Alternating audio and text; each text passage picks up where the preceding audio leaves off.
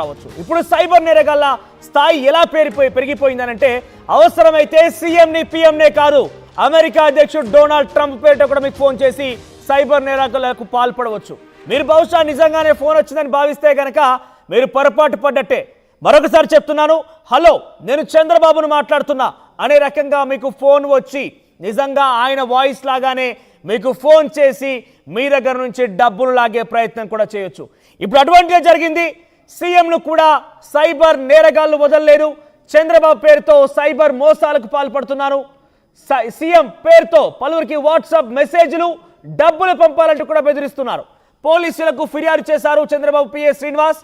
ఇక నిందితుడిని బుడుమూరు రాజుగా గుర్తించారు పోలీసులు. ఆయన పైన కేసు కూడా నమోదైంది.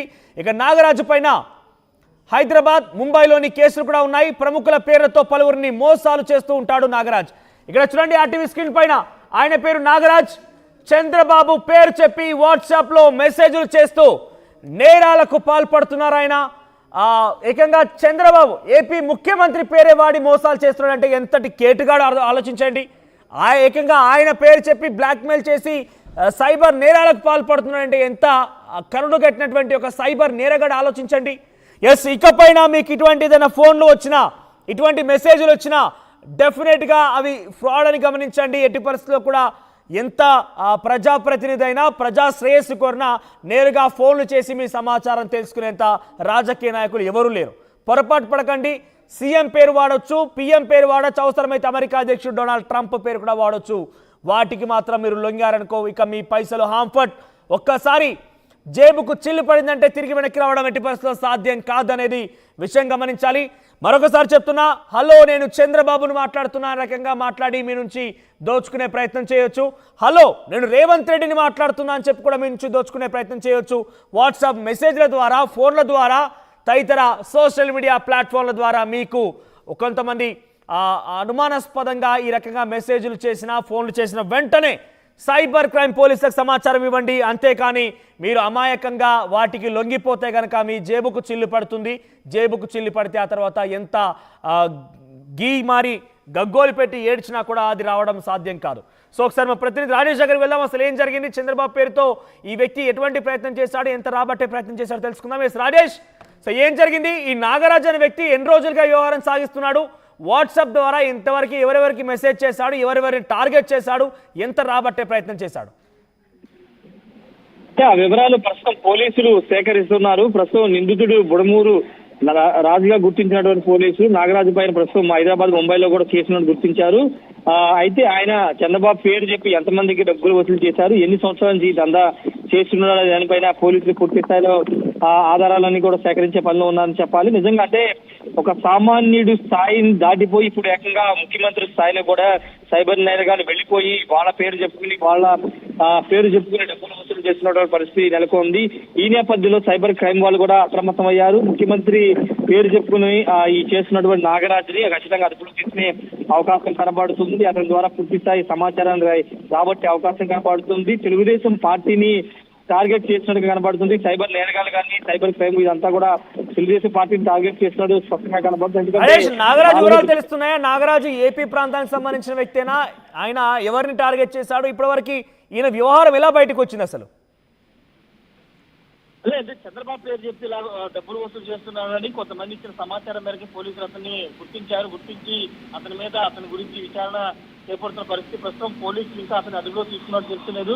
ఆంధ్ర ప్రాంతానికి చెందిన వ్యక్తిగానే ప్రస్తుతం నాగరాజుగా గుర్తించారు. అయితే ప్రస్తుతానికైతే అతన్ని సాయంత్రం లోపు అరెస్ట్ చేసే అవకాశం కూడా ఉందని తెలుస్తుంది. అరెస్ట్ చేసిన తర్వాత పూర్తి స్థాయిలో అతని దగ్గర నుండి సమాచారం సేకరించి ఎందుకు ఈ విధంగా చేస్తున్నారు, ఎవరి ద్వారా ఇదంతా చేయిస్తున్నారనే సమాచారం కూడా రాబట్టే అవకాశం అయితే ఉంది. మనోజ్, ప్రస్తుతానికి అతడు పోలీసుల అదుపులో ఉన్నారనే ఒక ప్రచారం జరుగుతున్నప్పుడు పోలీసులు అయితే నిర్ధారించట్లేదు.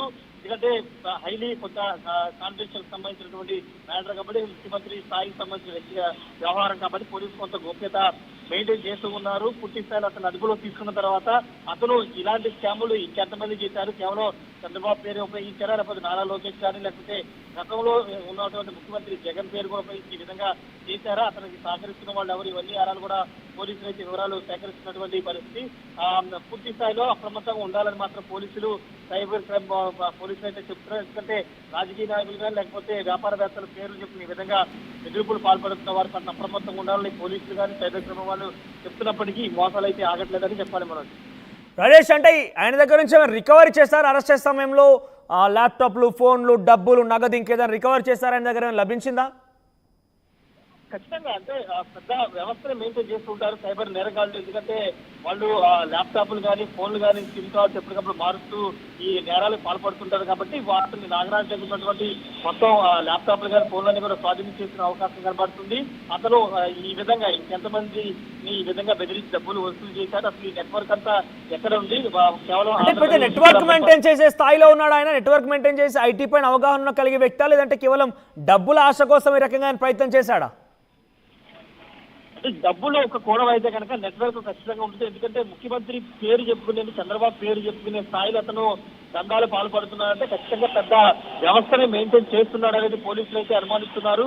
పూర్తి స్థాయిలో అతను అదుపులో తీసుకుని విచారణ చేస్తే కనుక వాస్తవాలు బయటకు వచ్చే అవకాశం కనబడుతుంది. పోలీసులు మాత్రం ప్రాథమికంగా ఒక అంశాన్ని అయితే గుర్తించారు, పెద్ద నెట్వర్క్ ని మెయింటైన్ చేస్తున్నారు కాబట్టి ఈ స్థాయిలో ఏకంగా ముఖ్యమంత్రి చంద్రబాబు నాయుడు పేరు చెప్పి డబ్బులు వసూలు చేస్తున్నారని పోలీసులు అయితే నిర్ధారించారు. పూర్తిగా అదుపులో తీసుకున్న తర్వాత విచారణ చేసిన తర్వాత విచారణలో పూర్తి స్థాయిలో వివరాలు వెల్లడించే అవకాశం కనబడుతుంది. మనోజ్, రైట్ రాజేష్. సో మొత్తం మీద నేను మీ చంద్రబాబును మాట్లాడుతున్నా అనే రకంగా కూడా మీకు ఫోన్ చేసి సైబర్ నేరగాళ్ళు నేరానికి పాల్పడవచ్చు, మిమ్మల్ని మోసగించి మీ దగ్గర నుంచి డబ్బులు కాజేసే ప్రయత్నం చేయొచ్చు. అటువంటిది జరిగింది ఆంధ్రప్రదేశ్లో. బుడమూరి నాగరాజు అనే వ్యక్తి, అదే ఆంధ్రప్రదేశ్ సంబంధించిన వ్యక్తి, ఆయన ఒక నెట్వర్క్ మెయింటైన్ చేస్తున్నాడా ఏంటని ఇంకా వివరాలు తెలియాల్సి ఉంది. కానీ వాట్సాప్లో చంద్రబాబు తరహాలో మెసేజ్ చేసి కొంతమంది నుంచి డబ్బులు డిమాండ్ చేయడం, బ్లాక్మెయిల్ చేయడం లాంటివి జరిగిందట. ఎటకేలకు పక్కాగా సమాచారంతో నాగరాజుని పోలీసులు పట్టుకున్నారు. ఆయన దగ్గర ఏం లభించింది, ఇంకా నెట్వర్క్ ఉందా, ఇంకా ఏం జరిగింది అనే విషయాలు మాత్రం ప్రస్తుతం పోలీసులు ఇంకా లోతుగా విచారిస్తున్నారు. కానీ ఏదేమైనా మీరు కనుక అమాయకంగా ఈ రకంగా ప్రముఖుల నుంచి ఫోన్ వచ్చిందని కానీ, లేదంటే ఇంకా ఇతరత్ర అప్లికేషన్లు, బెట్టింగ్ యాప్స్ ఇంకా చాలా ఉన్నాయి. ఫ్రాడ్ జరిగేది కేవలం ఫోన్ల ద్వారానే కాదు, ఇంకా చాలా ఉన్నాయి.